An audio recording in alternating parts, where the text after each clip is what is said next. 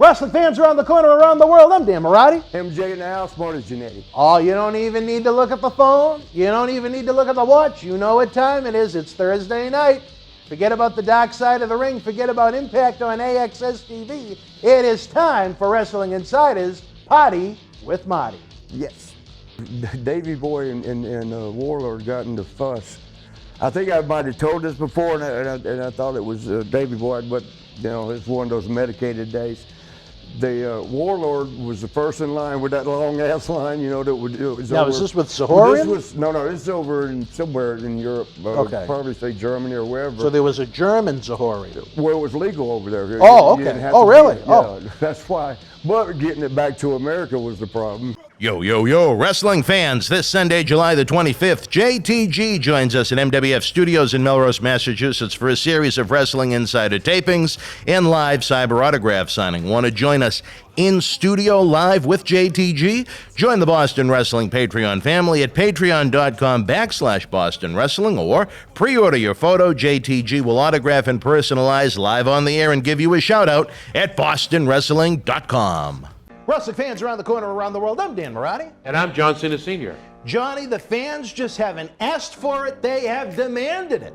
This August, we're headed back to Tampa for Wrestle House 2. WrestleMania weekend, we brought you Sinister Minister James Mitchell, TJP, Demolition Smash, Al Snow, Dutch Mantel Zeb Coulter, JTG of Crime Time, and WWE Hall of Famer Gerald Briscoe for in-depth interviews and live interactive cyber autograph signings. And if you want our Wednesday Night Wrestling Insider Special Edition episodes to continue, we need your help to bring these superstars' careers and lives to life. Bringing you free content 7 days each week is an expensive proposition between appearance fees, air travel, renting the house, the equipment, and everything that goes in to a week of shooting. We can't do it without you. As we prepare to return to producing live and ring events, help us bring you the superstars and legends of yesterday and tomorrow by visiting Indiegogo now and check out some of the great rewards. Wrestling fans, it's going to be a wild week in Tampa the first week in August. Get ready for Wrestle House 2. This is Mick Foley. This is Harley Race. This is Shelton Benjamin. This is Mr. Wonderful Paul Orndorff. This is the Monster Abyss. And this is Daniel Bryan. This is JBL, and you're watching the MWF. Be there live.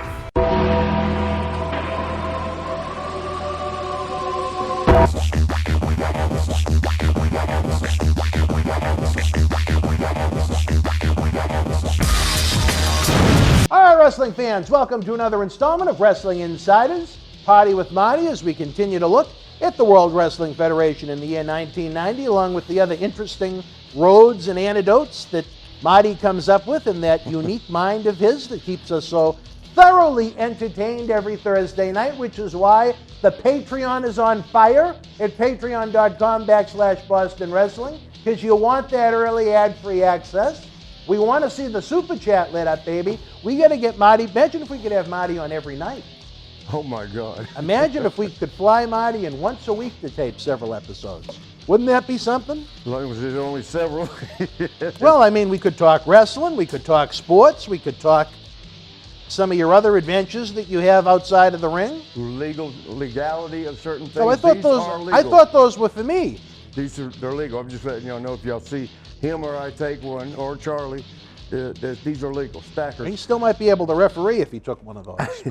Stackers are legal. Where do you buy them? I got this one at a drugstore. I think it was Dollar General. Dollar General. Yeah, That's where you have to buy a stacker now. They don't have anything that costs $1. Like I said, I have not seen an advertisement for stacker since probably when Rikishi and Trish Stratus were hot back in 2001. I didn't even know they existed. Yeah, they do. And But they do give you energy. You know what? We're going to need it because our weekends turn into long weekends. Yeah. So we're going to fire it up, baby, like Howard's teeth.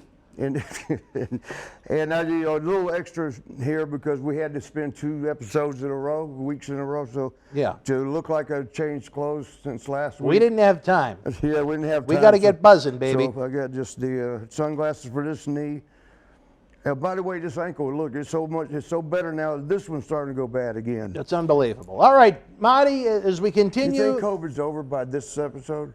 Probably not. I don't think You it's think ever so? going to go away completely. I think it's going to be like the flu. It's always going to be there. But speaking of someone that wasn't there, what about Tony Schiavone? After just about a year with the company, they brought him in as the A announcer of times on pay-per-views, gave his notice he wanted to go back to the NWA. Why didn't Tony Schiavone work out as the lead play-by-play guy in WWF, in your opinion? I could only guess, and I hate to do that. Yeah. So, because, you know, if you guess wrong. Well, what about an observation, if we worded it that way? I thought Tony was great. I didn't see anything wrong, but there's always behind-the-scenes stuff, especially with the personnel, you know, office personnel. It's a whole different game with them. You know, there's so much backstabbing and stuff with the boys themselves. Imagine the same thing goes on with personnel. That's the only thing I could figure. I mean, maybe it was a contract dispute, or you know, got offered more money. I don't know.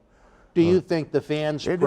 Did he go? Is he still around, like AEW now? Tony Schiavone? Oh, yeah. He's back on Turner, That's where I he say, started. Yeah. Talent can't be stopped. You're going to be somewhere. Do you think that the WWF fans preferred Vince and Gorilla as the soundtrack to their wrestling over Tony? I don't know. You have to ask the fans that, Yeah. but I like to. Well, fans, did you prefer Gorilla and Vince as the soundtrack to your wrestling over Tony Schiavone in 1989 into 1990? Wasn't. I know I did. No, the ones that I thought clicked the best together would have been like Gorilla and Bobby Heenan. They were great. Yeah. And then at WrestleMania every year, you got Gorilla and Jesse. Right, and Jesse was good with Vince too. And Vince, all three of those combinations were great. Now, Charlie, what was that hand signal? Were you disgusted with something we said? No, I had to stretch my back. Oh, well, he was just stretching. All right. I thought he was angry. Our friend Stoney. At our suggestions. Swatting at Stoney again. Stoney, Smokey, Tania. Oh, that'd mean her. We got our eye on you, kid. And he's got 4 eyes tonight. And I got my glasses over there. All right, well, anyway, any memories of Tony Schiavone and WWF? You know, just we were both very friendly with each other, not like that, but very friendly with each other. And, you know, I liked him, he liked me. As far as I know, I mean, he might have said something different behind me, but I liked him. I thought he was good at what he does and still is. And I really don't know where there would be a problem. But like I said, it'd be something. I don't know. Like I said, I don't want to guess. Maybe he just wasn't a WWF fit. It could be that too. Yeah. He used to love to scream Sting in NWA when he would do the commentary. He'd get all excited when he'd come out for Sting. Now, can you imagine if he was ever in a situation with Annie? How loud his Sting would be? They stopped wrestling at the McNichols Arena there in Denver, and then they went over to, what was the new That'd be the loudest Sting in the history of mankind. You just blew the Tony, baby! My left knee just blew out. All right, well, she blew this it. one got COVID. After the COVID thing was over, I don't know what caused that. All right, it was the Countdown to WrestleMania special. The Rockers took on the World Wrestling Federation Tag Team Champions, the Colossal Connection, Andre the Giant and Haku. A Demolition interfered in the match itself. Your memories of being... Yeah. Oh, you tell me. That was in San Francisco at the Cow Palace? No. Okay, No. We wrestled. That was a house show. It was just you know what I'm talking about? The Pat Patterson and Ray Stevens night was a house show at the Cow Palace. Yeah, This was a TV taping. This was the Countdown to WrestleMania special. Man, my memory shot because I only remember wrestling Andre once, you know, or the Colossal Connection, and it was in the Cow Palace. I don't remember if it was taped or not, or well, you said that. No, this would have been a standard TV taping. But I couldn't forget it because remember, Andre didn't really care for Sean and I for the longest time. Yeah. Now I got to wrestle his big ass, and I'll just figure I'll tag Sean in when it's time when he comes in. But I was already selling with Haku. Was it Haku or Ming at that time? He was Haku. Haku, and he tagged in. Andre's got my arm. Like, you know, there's 2 things I can do. If I snatch my arm away, I can get my ass beat by Haku, or I can stay here and get my ass beat by Andre. And neither one's gonna feel good. Let me just take a chance. And Andre, he come in and picked me up and slammed me right by the ropes. And he didn't even, you know, say move or don't move, like stay, nothing. He just slammed me by the ropes, put one of his big ass feet, you know, his shoes are size 24. Wow. And I think Shaq's feet are that. They're Andre was taller, but Shaq, you know, Shaquille O'Neal, they said his was 24. It's a big foot. Yeah. But he put that big foot on my leg, like sort of like holding you there. You're not going nowhere. 450 pounds pinning one little spot on you. So I'm like, this is pretty much it, because he sat over top of me, standing over me, grabs that top rope, which means he's about to drop that ass on you. Drop it like it ain't hot, because it's not going to be.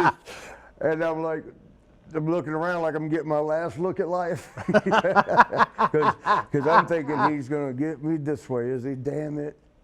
Closed my eyes and just waited, and I mean barely felt it. And when he plopped down, he holds the ropes, and that ass drop thing, he just barely felt it. I almost forgot to sell it, and I thought, oh shit, I better sell this for an hour. But it's funny, it's closer. I had my eyes closed as I seen him starting to come, and it got dark real quick. They covered all the lighting. But yeah, that was at the Cow Palace, which was one of the most famous wrestling arenas on the West Coast. But it was great. You know, Andre, working with Andre and Haku. Interesting tag team put together for Andre, really his final hurrah in WWF. Yeah, I wondered, I guess they had to, you know, because he couldn't get in and out of the ring very much. But it was just odd seeing him tag with anyone. It was going to be. Can you imagine if there was two Andres tagging? Well, he tagged with Giant Barber over in All Japan, but he certainly wasn't as thick as Andre. No, but he was a tall one too, man. I told you about him one time. I was tagging with Harley Race, who was over Tokyo or one of the Takanawa or somewhere, and there's Baba and Jumbo Tsuruta. Remember that name? Oh yeah. And then, I mean, all right, you got 3 world champions and me, so they didn't need to tell me to finish. I already knew. I guess I'll be doing this job. But it was outdoor show, and it was raining, and you know, Japanese people don't care about that. They ain't worried about the hair getting wet or clothes, or, you know, the show was going on. I mean, it was raining fairly good. It slowed down during our match, just a little dripping. But there was like sheets of water on the mat, and it was just funny. You walk, squish, squish, squish, lock it up, squish, squish. But old Harley got in, picked up Big Baba for a slam, and he slammed him in what they call it, hydroplaning. I figured this Japanese guy that's probably, what would you say, 7'1", 7 foot. Baba? Yeah. He was probably a little under 7 feet. But right at 7 feet tall. 6'11", certainly as tall as Kevin Nash. Oh yeah. And you know, you don't see too many Japanese people over No. 5'10". That was just funny seeing that big long plank, because he was kind of thin. It slammed, hit the water, and just slide. I mean, hydroplaned right over in front of me. I'm like, what do I do now? I look away because you've got to be embarrassed. Yeah, he did. He had kind of an odd physique. He looked kind of like E.T. Like a flat, yeah, it was weird. Like a Japanese 2x6 E.T., I guess. board I don't know. or something. Nicest guy in the world. You liked working for Baba. Yeah. All right, well. Yeah, I and never Holly had- got no- you some good experience over there. Yeah, man, because that's again, you learn different psychology styles, because in Japan, you know, it took a minute to learn exactly what to do with them. Unlike, now I ain't been over there in a couple of years, so I don't know what, if I say a couple, probably 5 years or longer. But they used to, we call it sitting on your hands, because you ain't hearing no claps, no yay, no boo. It's just silent, and they're watching you, you know, go through your match. The only time you hear them is when you surprise them with something. They see something they ain't seen before. You hear, whoa, and you know, something like that. So you have to learn a whole different style for that. And I think it was either DiBiase or Stan Hansen. It sounded like it would be something Stan Hansen would have told me. Remember, You know Stan. Oh, yeah. The lariat. Yeah, and boy, did he lay that in on those poor guys over there. But he says you got to fool them. They like being, something they're surprised. He says, and the best way to get the facial expression of somebody fooled is to call a spot and don't do it. And the example was you shoot them in and or have them shoot you in until you give you a backdrop. They've been over expecting to give you a backdrop and wham, knock the hell out of them. And they come up with their face has that look like, what the shit? And the fans see it, it looks like something real, I guess is the kind of way to say it. And they react because they believe, that, man, he really nailed him kind of thing. But again, this comes down to that psychology. But Baba, yeah, I didn't have too many experiences with him. Like I said, he was the nicest could be. I guess he liked me because he... An honest promoter? I think so. Japan's big Different. into their respects, respect, and I think that's why they liked me over there was, you're good to everybody, not just who you have to be good to. It's like being good to Bastard Murphy. They still remember it after a while. Who was that? Bastard Murphy? I don't remember. Well, they left him over in Ireland for several decades. And then he came over to Lowell.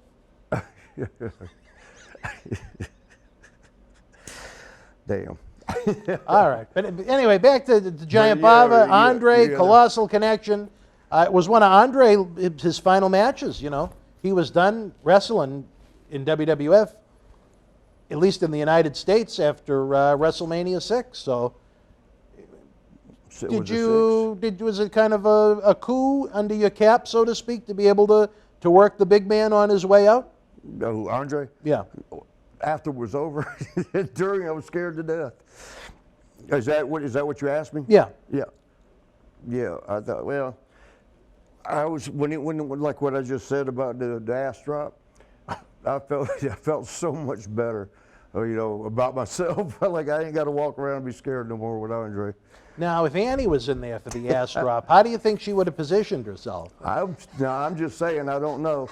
I think if Sean, when I went up to the top rope in Denver, if I would have come off for the fist drop and he'd have rolled out the way and then came up and I gave him a DDT right, that would have got a hell of a pop. You think it would have taken Annie an extra long time to service Andre? And then again, if he would have just brought the boot up as I'm coming off the top I mean, that's a rope. large ass.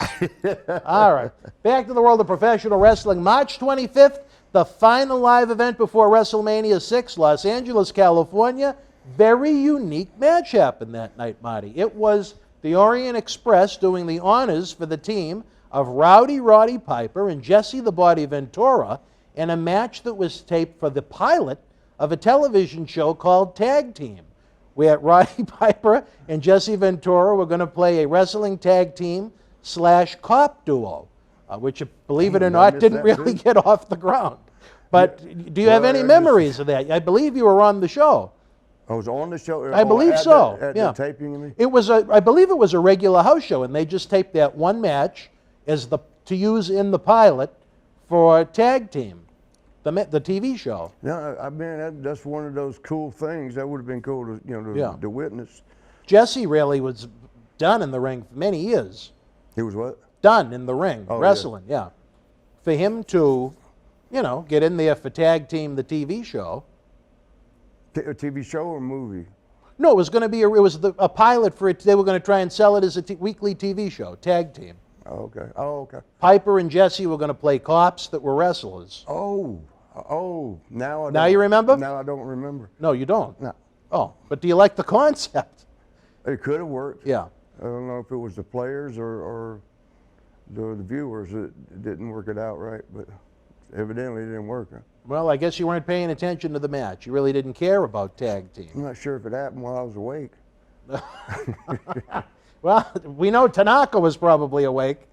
Wait a minute, he was involved. That's why see Pat. He can make anybody look good. He was involved in that match.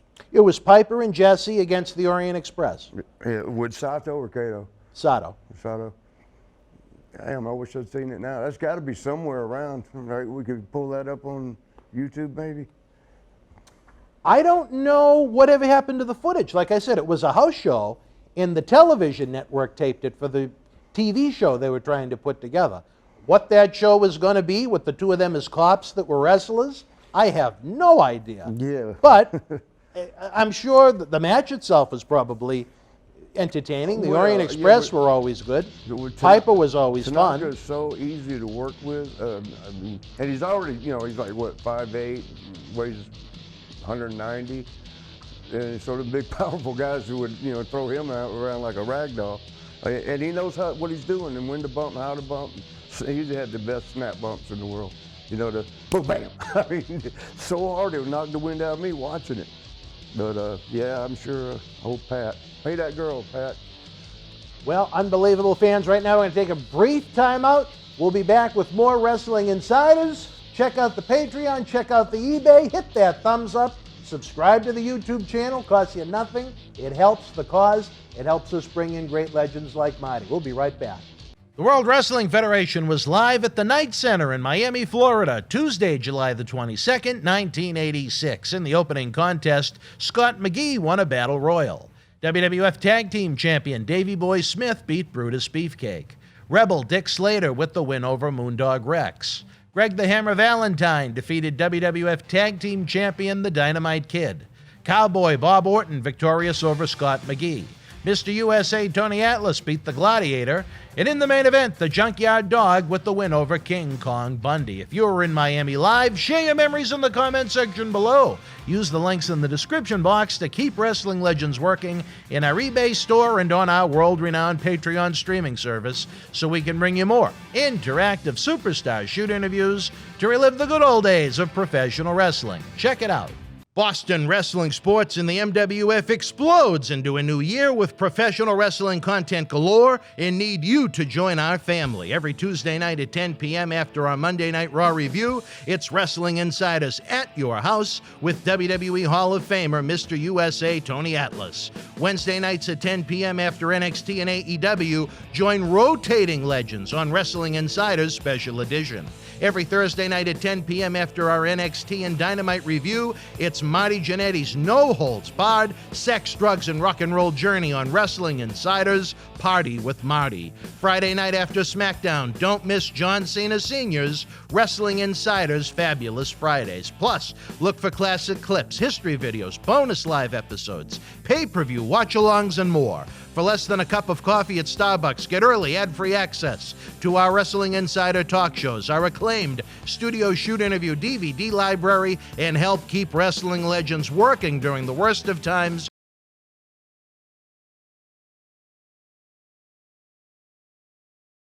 WWE is coming home to Kansas City with Monday Night Raw.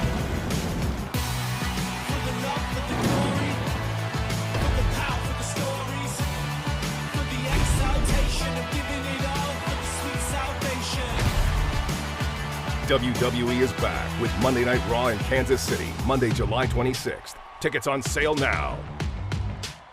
Wrestling fans around the corner, around the world, I'm Dan Marotti. And I'm John Cena Sr. Johnny, the momentum here in Boston wrestling continues as we continue to build and build and build. The fans want to know, how do we help? We subscribe to the Patreon, but we see all the great merchandise on that set. Coronavirus may have killed the nightlife, especially for someone like Marty, but our acclaimed eBay store is open 24/7 around the world. Wow. Check it out. The Undisputed Era kicked ass and took no prisoners in WWE NXT. Now you can own this limited edition collector's autographed art print personally signed by Adam Cole, Roderick Strong, Kyle O'Reilly, and Bobby Fish. Also signed by the original artist, Rob Schamberger, one of only 50 made direct from our friends at WWE. Help keep wrestling legends working. Get this awesome collectible for your collection now. Wrestling fans, especially here in the Boston area, we want to thank our great friends at Red Rose for their support for all of our charitable endeavors and programming efforts. Red Rose is 2 years young and extremely thankful for all the support they've had from our neighbors here in Melrose and beyond for an amazing first 2 years. Red Rose thanks Melrose and all of the first responders who have fought the good fight and have never given up hope during these unprecedented times. We did it together. Follow Red Rose on Facebook for their anniversary special, facebook.com/redrose. /Red Rose Melrose. You'll be glad you did. Open until 2 a.m. Red Rose will give you fresh, piping hot, mouth-watering food that'll put an ear-to-ear smile on even the toughest critic's face. Check out their full menu online at redrosema.com or give them a call, 781-620-1889. All right, wrestling fans, welcome back to Wrestling Insiders. As Marty is parched, I guess. Man, thirsty. Little Poland Springs action. I was so dehydrated recently, and it's looking like I've been dehydrated for 5 weeks, but it's all the same day. But trying to get back into training, like I was telling you over the call the other day. We're starting to ride the stationary bike and sweating, and I haven't been hydrating that much during the 7 months that laying on my back because I didn't need to. And Do you drink a lot of water? Usually, yeah. I do too. Yeah. I have, thanks to our good friends from WWE, I have several dozen of these wonderful Super Shaker cups, and I refill my free Poland Springs. No. I just Corona, want to see baby. what it looks. Let me see. Brock Lesnar's Brock logo. Lesnar. We got Brock. We got. You know who hustled a couple was actually Tatanka. What did he do? He took a few home for the kids. Oh, that's all right. He could have paid you all the money he's got now. He hustled a few for the little How many kids Tatankas. has he got now? About 4? I think he has 4. I think he has 2 boys and 2 girls. One of his boys is very, very good at amateur wrestling. Oh, really? The youngest one, and the older one, I think, is pretty good at high school football. Couldn't have been Well, Chris, but it might have. might have been. You never know. Yeah. All right, before we go, though, Marty. Yes, sir. And I think this is a great way to end the show because we'll be able to come back. What the hell are you doing? Ah, shit. Nothing. I was going to say, look how good they're doing. Yeah, well, maybe we'll save that for the next episode. And it's the left one again. The right one seems to be... I mean, we'll stay stationary. We don't want you hurting yourself. We don't want you overdoing it. We only have one official here in the studio itself. But in the next episode, we'll get into WrestleMania VI, which will be very interesting. But 3 days before WrestleMania VI, in what I think long-term was a much bigger day than WrestleMania VI itself, George Zahorian, the good doctor, was busted by the feds. For the fans that have no idea what that name means, George Zahorian was a doctor in Pennsylvania for WWF. He would work with the Athletic Commission, I believe. And as Patterson would famously say, he would give the boys their candies. Give them what? Give the boys their candies. If I can tell it. Yeah, oh yeah. I guess it's all right, because that was, it's 20, 30? The statute of limitations is over. George has already gone to jail. Nothing else is going to happen. We always just would have had the athletic commissions. Man, you just did it the night before, and the night before, and the night before, and the night before. You go in and you got to get your blood pressure and sometimes EKGs, which is really aggravating because you got to sit there and wait for all this tape and machine hookup and for them to say, yeah, you can go wrestle.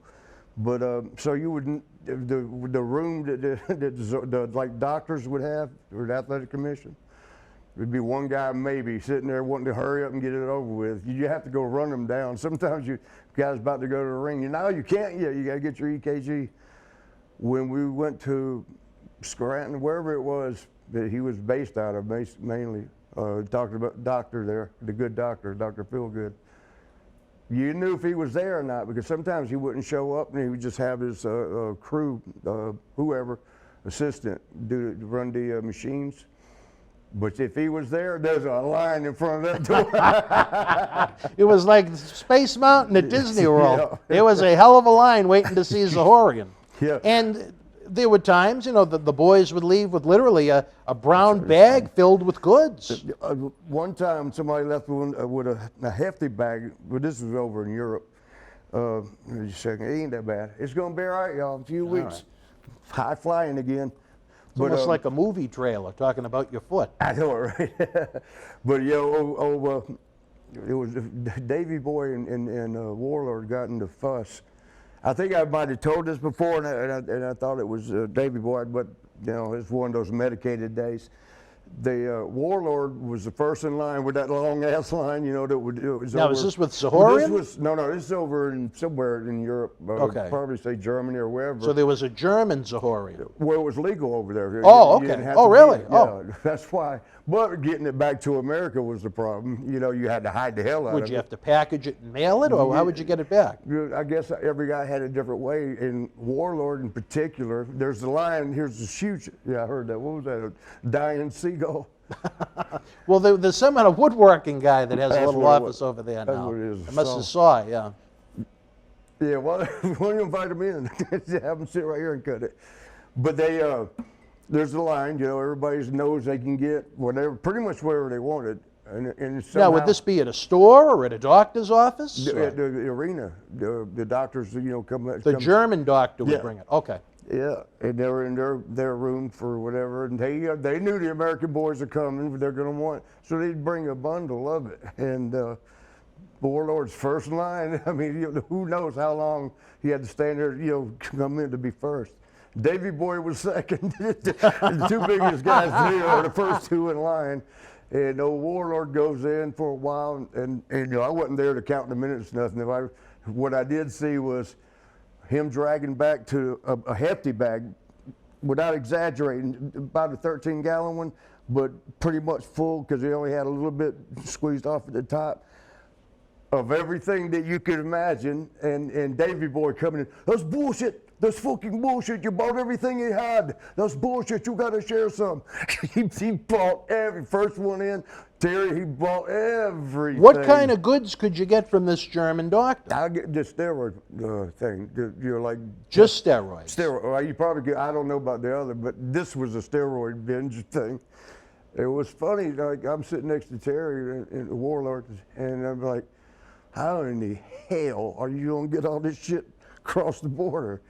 Well, it's easy. I've done it before, and I'm like, "How? Not that I'm gonna do it, but just curious. I don't want you to get in trouble." He took a baby oil, Johnson's baby oil thing, poured the oil out, and took each one of those vials and squirted it in the baby oil. You know, after he cleaned the oil out, now squirted it in there to take back, so because it looks like it's just baby oil. How much baby oil would one human being need to take on a plane trip, especially if you don't have a baby? Dude, I think he filled up 3 actual bottles, and put them in different spots. Wow. Well, intelligent. But he got that's when we were talking on a previous episode. You know, the guys that knew what like you were saying about Tony, Yeah. knows everything there is to know. Terry don't miss a trick, man. He knows it all. Well, you know what? If it worked, it worked. You know No, what? he got back. It was his body. If he wanted to do that, so be it. And yeah, because he really didn't sell it, as far as I know. You know, it was everything he had was for him. And you know, I thought that was brilliant.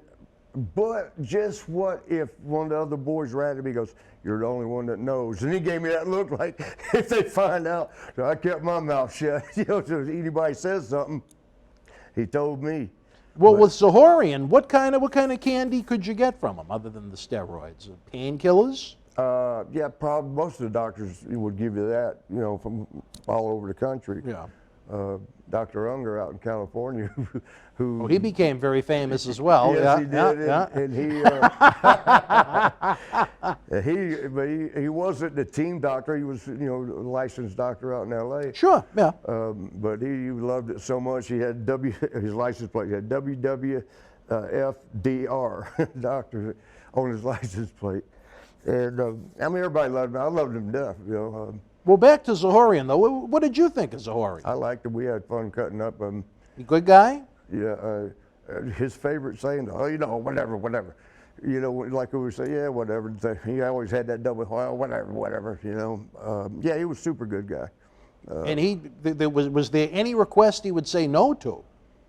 But I don't know. So I never got anything from him. So I wouldn't know if he, you know, No medicine, nothing.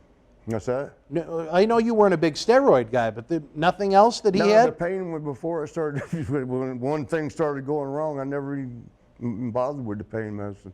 But then once I, you know, started, it seems like, I know it's not that, but it seems like once I started taking it, more shit started getting injured.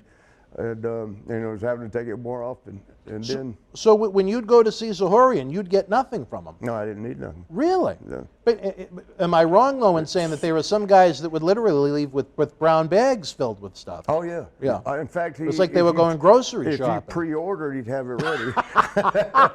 You could call the office and pre-order your supply of At drugs. the office, you'd call him. He gave his card out to the boys. And, yeah, So he was just happy to be there. He wanted to be one of the boys. Most of the doctors were, Were there a lot of Zahorians, would you say? Zahorian was just the one that got busted? There was more than, yeah, and he wouldn't if somebody hadn't written out a office check for their supplies. Well, I ain't gonna say who that was. Most everybody knows this. It went to trial. We're going to talk about it once the Zahorian trial comes up. But as you guys were headed into WrestleMania VI, I mean, was it making the rounds in the locker room that Zahorian got busted? Oh, hey, you couldn't help it. It was on the news. Yeah. It was everywhere. Were any of the boys nervous that they were losing one of their suppliers in a state that you were in very often? That and, yeah, mainly they weren't going to be able to get some if something They really didn't care about Zahorian. Yeah, they just wanted the gave gimmick. cash. They didn't write a check. They weren't worried. What a big mistake, though, to write the check. I don't get it. He's one of the smartest people I've ever known. So there's probably more to it than that, because that's the biggest bonehead move that could possibly be made. You know what? Isn't it funny? I'd love to try and get him in the studio. Which one? Zahorian. Is he still around, kicking around? I think he's alive. I know he's out of jail. I think he only did 3 or 4 years. He was living in, I think, Scranton. I know it's Pennsylvania. I imagine he lost his medical license. Yeah, after that. He's probably working at that dollar store where you got the stackers. The stacker, yeah, that's how I got it. He brought it. That's the only thing he can distribute now is stacker from 2002. Or change from the cash register. Well, that's, you know what? I tell you, do you think the man, when he went, maybe we're jumping the gun a little bit, when he went to court, though, he said he almost felt like he was doing a good thing because he knew he was giving the boys quality stuff instead of black market stuff. Do you believe there's any validity to that? I mean, I could see that, couldn't you? Because you're going. If you legitimately care about the people instead of just the money, yeah, I could. And him being the doctor, he probably in his heart felt, yeah, it's safe. Because I don't know about safe, considering how many of the guys died. But yeah, but there's none that they can directly point at steroids. We've never heard of definite overdose on steroids. Well, I mean, come on, let's use a little common sense. When you have guys in their 40s, 30s, 50s dropping dead, and then they do an autopsy and that have used steroids, and they have a heart the size of a large pizza. Where do you think? How did it grow that big? And sad to say, I mean, I knew this before the biography. With Macho Man, they feel like that contributed big because. With any of them. His heart, like you said, was larger. And in particular, look at a guy like Eddie Guerrero. He was younger than me when he passed away, and he had a huge heart. Yeah, but they did. I've always said this: it's the guys that were dropping were the ones that were burning the candle at both ends. You have said that. Yeah, I mean, doing the roids and doing the medicine. Yeah, the medicine. So you're double timing your heart on that one. That's never good. Well, it still amazes me every time we use the word medicine, almost in honor of the Sheik. How is he still alive and kicking with everything that he did? Him, Pat Tanaka, Jake.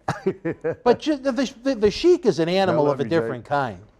I mean, he's up until his early 70s, he was still on everything. How is he still alive? What's that? And working out, working out. Well, he wasn't working out towards the end. Well, his ankle was in worse shape than yours from the car crash we were in. Yeah. And that was awful to see, man, when I saw it. Remember he had that tall stick that he walked around. Well, you should have seen me get ejected from the driver's seat into the gully of the highway. But well, is that where he originally got his bad ankle? Yeah. Oh, okay. He was in the back seat. I just thought it was from all the years of course, he never jumped off. Well, you know what? Did you see Sheik on the top rope? Let me be fair. He wasn't in great shape by any. I just see him looking around. Oh, anybody got the gimmick for me? And then crawl back down the. He must have loved Zahorian. I'm sure he did enjoy. He must have loved Zahorian. All the medicine. He must have been a big brown paper bag guy. I imagine. Oh, I don't know if all the interviews we ever did with the Sheik, if Zahorian ever came up. I don't remember if it did, but Call him and ask.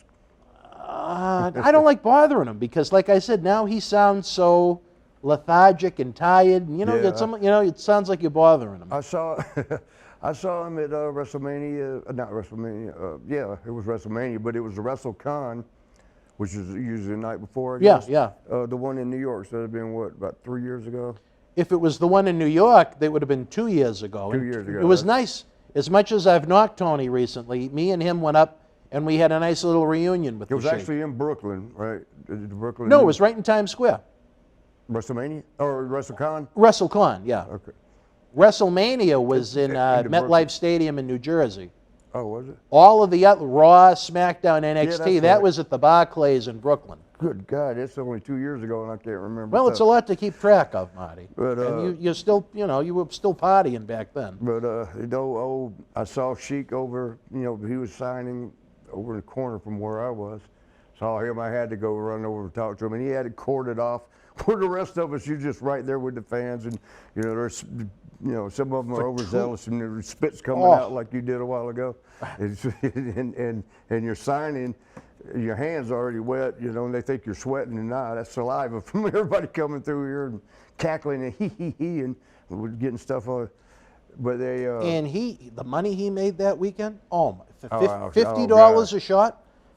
His line went nonstop for 2 days. It was hard for Tony and I to even get near him because the people. Which one was that at?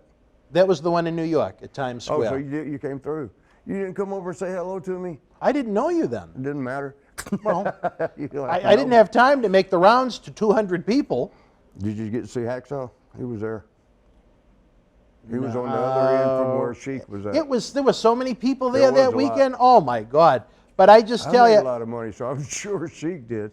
Sheik was $50 a pop, There and we he were. went nonstop for 2 Yeah, I days. went over to say hello to him. I'm waiting for his line to die down because you don't want to slow him up. And that's the thing, though. As much as I'd love to do something with him before, it's just what he wants to come in.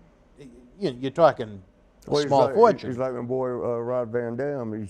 He wants Much more than Van Dam money. He'll throw. Oh, for real? Much more. Yes, much more. Then this is really the reason.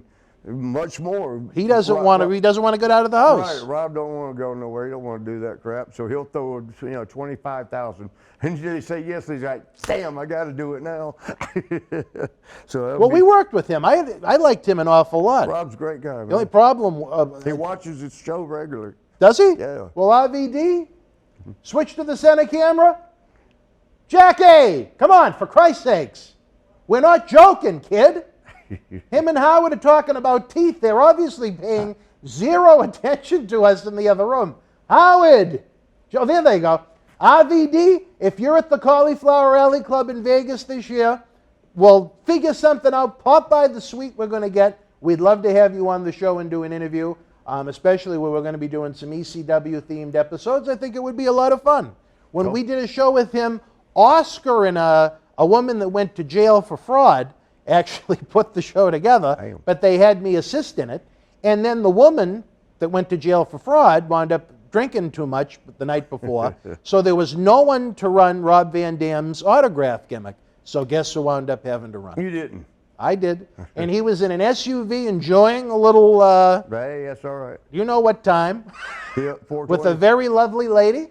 And I had to get him out of the SUV and Katie? say, we actually do have to do some work. Hey, Katie. Hey, Rob. Give me a call later, Rob. I got to tell you about Tanaka's last shenanigans. But what a really nice guy to work with. Super. Really nice guy to work with. Super, I met him super. a few times in ECW when they were up here and we'd kind of be around them, but working with him that day directly because, like I said, this was a show that had no structure. No one was in charge of it, so I had to, because they got me involved in the last minute, I couldn't let it be a complete clusterfuck, and I had to try and at least make it as salvageable as possible. You talk about a horrible, it was the Sunday before Christmas. Who did they think was going to come for $50 Rob Van Dam autographs? But anyway.